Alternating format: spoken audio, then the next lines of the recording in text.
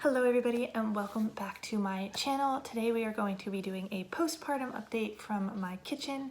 All three of my kids are somehow sleeping, and so I'm actually going to film a postpartum update. So today, as I'm filming this, I am 2 months postpartum with baby number 3. If you are new to my channel, welcome. Please hit that subscribe button so you don't miss out on any of our videos, and give this video a big thumbs up.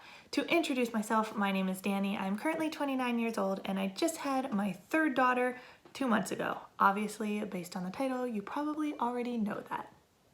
To make the situation even more fun, we do have 3 under 3. So my oldest daughter is still 2, I have a 1-year-old, and now I have a 2-month-old. Life is kind of hectic when you have 3 under 3, or 2 under 2, or even 1 child. So it's really hard to stay on top of things and make sure that I'm taking care of myself. I am really struggling with making sure that I eat. There's days where I'll eat breakfast and we'll have like a big breakfast as a family, and then I don't eat again until the next morning, which is really, really bad. I also have a really bad problem with drinking and staying hydrated and just kind of remembering that I need to take time for myself. So with that being said, I haven't really lost a whole lot of weight since I've left the hospital, but I actually lost weight during this pregnancy, so I'm not up as much as I was with my previous pregnancies. At the start of this pregnancy, I was about 148 pounds. I am 5'6", and that's really not that bad of a weight at all. But at the start of my first pregnancy, I was 125. So I guess since I've basically been pregnant for 3 or 4 years straight, I don't know if you want to consider the 125 my starting weight or the 148 my starting weight with this pregnancy, but when I actually conceived my child, I was 148 for this pregnancy. I am currently 138, but I left the hospital down, I believe 6 or 7 or 8 pounds than when I went into the hospital, because I literally lost weight and then grew the baby and then lost the baby and the placenta. And she was 6 pounds, and then, whatever the placenta was, and then all of the water weight that comes out. So I left the hospital down from what I went in at. That's not really a good weight loss strategy, so I certainly don't suggest losing weight by getting pregnant. That's really not the way it works at all. I don't know what it was with this pregnancy. She just wasn't letting me put on the weight. For anybody wondering, I did do protein shakes and supplements and all kinds of things. My doctors were worried about my weight and they were trying to help me out with it, and no matter what we did, I was not gaining. So we just kind of left it as it is and let my body do its own thing, and I stayed healthy. It was the easiest labor and the easiest pregnancy I had, so everything seemed fine. She was healthy. If you didn't watch our birth vlog, I'll have to go link it in the iCard if you want to watch it, but it was slightly dramatic if you go watch it. She came out and she was crying, and a couple minutes into her life she stopped breathing, but it didn't have anything to do with my pregnancy itself. She ended up having an obstruction. She inhaled a lot of fluid and a lot of mucus because I pushed her out so fast. I was in induced labor, and from when she was induced until when she was born was only an hour and a half. So things went really fast and they just didn't have enough time to kind of clear things, if that makes sense. I am back to work right now. I work before my kids wake up, so I usually start working at 4 a.m. As of now, I've started working from 6 to 8. I used to do 4 to 8, and I can add my hours back in. I also teach on a technology certification program during the day. It's not like face-to-face teaching. It's more like logging on, grading, doing emails, that kind of communication with adults who are getting certified in technology. And I also work with adults who are trying to get their GEDs. So that is super easy. That's something I can do like sitting on my sofa. So I've been trying to do 15 to 20 hours a week of that. And then I do 2 hours a day of my teaching with English. I have to teach that face-to-face English before the kids are awake. And I do that with people like all around the world. So it's not just on my time zone. It can be, like I'll teach somebody in China, and they're 12 hours difference than me. So if I teach at 4 a.m., it's 4 p.m. for them. So that's kind of how that works and why that works. I can tell you what, I am so happy to have coffee back. Coffee in my life is very much needed, and I've already had 1 cup today, and I think maybe after this video, I'll go ahead and have a second one. But during my pregnancies, I don't drink any caffeine. I don't drink much soda. Sometimes I'll get like a Sierra Mist or a Sprite or something like that, or a ginger ale if I'm sick. But during my pregnancies, I don't drink any coffee, so no Starbucks, no homemade coffee, none of the coffee from like my favorite little areas downtown, my little favorite coffee shops that I go to a lot. I didn't have any of it, so I'm definitely excited to have coffee, and I honestly don't know that it's helping me much, but it's the thought that counts. Well guys, I don't know if you can tell, but my throat really hurts all of a sudden. Like, it didn't hurt until I started making this video, so I'm sorry that I sound like real funny right now. So I'm not sure if I talked a whole lot about this. I think I did when I was in the hospital and getting ready to leave the hospital. I was planning to have my tubes tied while we were at the hospital.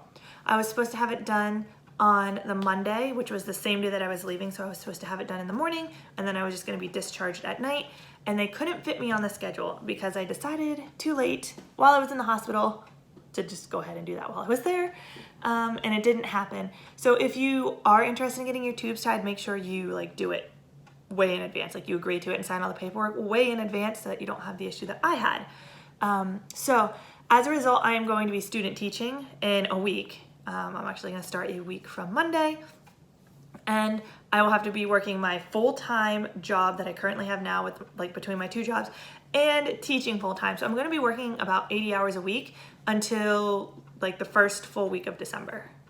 So it's going to be really exhausting, and I can't take off any days from student teaching. I'm allowed to have one sick day, and I really don't want that one sick day to be a day that I'm getting surgery or I have to go back into the school the following day, or like, you know, recover over a weekend or anything like that, if they could even get me in like on a Friday. So I'm not going to be getting my tubes tied, which leaves like a whole other realm of possibilities if we ever want a fourth kid. Danny's totally set for absolutely no more kids. I always wanted 4, so anyway, that's not going to be happening. If we do decide that I'm going to get it done, then I'm going to get it done in January after everything is done and after the holidays. But I decided instead of doing that, I'm just going to get the Marina IUD. And so I went in, and I didn't realize that you had to do all of this stuff to get an IUD. You had to contact your insurance, you have to fill out a form, they have to order one in for you, you have to come in when you're on your period, all these kind of things. Like, I didn't know that. I thought they just kind of put it in there, they had it in stock all the time. Apparently that's not the case. So I am now on the pill, but I am 11 days into my first pack, and on day 8, I got my period back. So I wasn't even 2 months postpartum yet, and I am like super, super, super shocked. Like, when that started happening, I was like, what in the world? I'm full-time breastfeeding my child, and I pump extra, and this is not my first kid. What in the world is happening that it only took a month and a half for my period to come back? So I was like super angry, but my body's probably ready because it's really only had like one cycle in between each one of my kids. So I really haven't had one in like almost 4 years. So I called my doctor and said, hey, I'm on my period. Can we get this IUD in now? And they're like, well, since it's in the middle of your pack, we can't really prove that it's your period. And I'm like, I have heavy cycles, like bleeding through a postpartum pad in an hour, kind of heavy cycles. They're like, it could just be spotting. And I'm like, no, this could not be spotting. It's not spotting at all. So now they won't do it. And we don't know if this is because I started the pill. I don't know if it's like something that the pill kind of like induced a period. But now I also don't know in 2 weeks when I finish this pack if I'm going to get another one or if I'm not going to get one.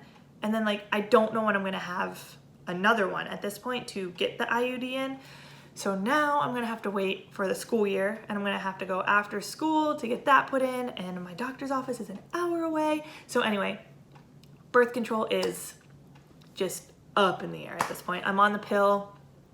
I don't know what else is gonna change from there, but I am looking at getting an IUD. I really, really, really don't want to have one, but let's just say, like I said, I'm on day 11 of my pack, and I've missed 4 pills. Not missed them, but like taken them like 4 hours too late. My track record is not good, and when we've had 3 children that were not planned, I should probably be a little bit better at taking my pills. So I gotta do that. So that's why we were gonna get the IUD, because it's a little bit more quote, quote, permanent. I don't have to think about it. I don't have to remember to take it. And if I miss it when I go to school, then I don't have to worry about having to come home and take it, or, you know, whatever. Like, you know, they're not effective if you don't take them at the right time, so I don't have to worry about that with the IUD. But boy, that was a big rant about birth control. Sorry. One thing I'm noticing, and I'm not sure if it's because I'm breastfeeding, I'm just getting old. I mean, I know I'm not that old, but just getting old.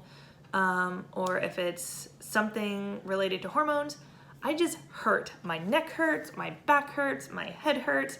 I feel like I'm 85 years old and I'm trying to climb up like 55 flights of stairs or something. Like I ache, I hurt, I have an issue.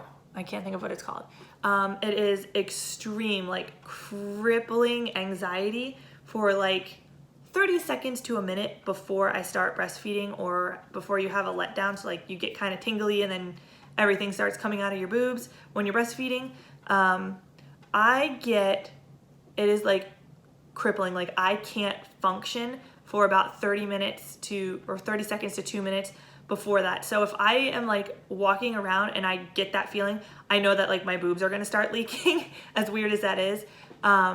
But whenever I'm pumping or whenever I'm breastfeeding her, when she latches, from like, you know, a couple seconds into her latching until I have that letdown where the milk starts coming out, it is just like this crippling anxiety. Like you can't talk to me, don't say anything. My mind is like going to really, really dark places and really, really like horrible thoughts are in my head, and then it's fine. There's nothing you can really do about it. You can get like anxiety medicine for it, but it's like, I'm not going to start taking anxiety medicine because, you know, every 4 hours a day I have 30 seconds of anxiety. Like it's not something, like if I felt that way all day long, then I would be taking medicine for it, but it's not like I don't want to go to the doctor and get medicine for it and everything for something like that that's just intermittent and that's only going to be in my life for about a year. It's just not worth it. And I know it's not something that like I'm doing to myself or something that I necessarily need help with. It's because of the drop in whatever. There's a chemical in your brain. I'll put it here. This chemical in your brain, when you have that letdown, it like drops. And if it drops down to like 0, you basically have this really bad anxiety feeling, and then it goes right back up again. And so it's from the drop in the hormone from breastfeeding that causes that issue. It's not fairly common. It's pretty rare, but I also think a lot of people don't realize that they have it or don't report that they have it, just because it's like so weird. Like I was sitting there thinking, I was like, why does this happen to me every single time? And I had to look it up, and then I had to talk to somebody about it to like figure out what was happening and that it is a real thing that happens. I was just thinking like that I was just like doing it to myself. Like I'm just sitting here doing nothing, so my brain's just kind of like drifting off and causing anxiety, but it's not that at all. It is a real thing. So if you experience that, definitely let me know, and I'm here to support you if you need help with it or if you need somebody to talk to. And that goes for any type of, you know, mental issues. If you need somebody to talk to, I'm here for you. We'll talk. Anyway, guys, I think that's going to be about it. I don't really have that much more to say. I feel like this video is pretty long already, and that's because I talked about birth control for like ever. But I'll go ahead and show you my belly. I don't think it's too bad. I've been trying to do this ab workout, which I don't really know if it's working for me or not, but I did a video on it before, and it's like a 30-day ab workout. And so we'll see. We'll see how it turns out, if it gets any better. But let's go ahead and do this. Let me push this chair out of the way. Alright, so this is currently just with like my regular clothes on. Yeah, I've got Spit Up right here. Mom life, hashtag mom life. Right there. So this is that. I'm wearing like these pants that come up really far, so okay. And this is my belly. Well, you can't really even see that because I'm glowing. So this is my belly. So yeah, really not that bad at all. I mean, I've got like a little bit of stuff going on here, but I can't really complain at all about it because there's so many people that really struggle after having a baby, and so I definitely can't complain. I'm still up like 13 pounds or something like that, and I don't know, I feel like if I lost 13 pounds that like it would be unhealthy, but that's what I was before I had kids. So I don't really know if I was just like super, like if I was unhealthy. I don't really know, but I feel like if I lost 13 pounds, it wouldn't be super healthy. So I don't know, maybe it would be fine. I don't know. I think my arms are okay. I didn't really gain a lot of weight in my arms. I definitely gained some weight here. I was a 30A before I had my girls. I used to go to Walmart and shop in the kids section for bras because that's how it was. Victoria's Secret didn't carry sizes that I could wear, so if I wanted to wear something from Victoria's Secret, I actually had to wear like 2 or 3 sizes up, which just didn't work because as soon as you'd lift your arms up, like it would just fly up and your bra would be around your neck. So I tried a couple of times, but it just, I couldn't wear anything from there. So, yeah, so now I probably can. I don't know what my size is now, but I do plan on getting measured or fitted or something so that I know what to buy. Right now, like I'm wearing like a tank top that's for breastfeeding, and I'm wearing a bra that's for breastfeeding. They both snap, and it's more like a sports bra kind of thing, so I don't have any like real supportive bras to use, but eventually we're going to get back to that. But I've been living in maternity clothes for 4 years of my life now, so yay me, which I'll be selling most of those. So anyway, that is going to be it for this video. Please give it a big thumbs up, hit the subscribe button, and I will see you guys in the next one. If I have time and the baby wakes up, I will go ahead and record a video for her 2-month update. So keep an eye out for that, but I'll see you in the next one.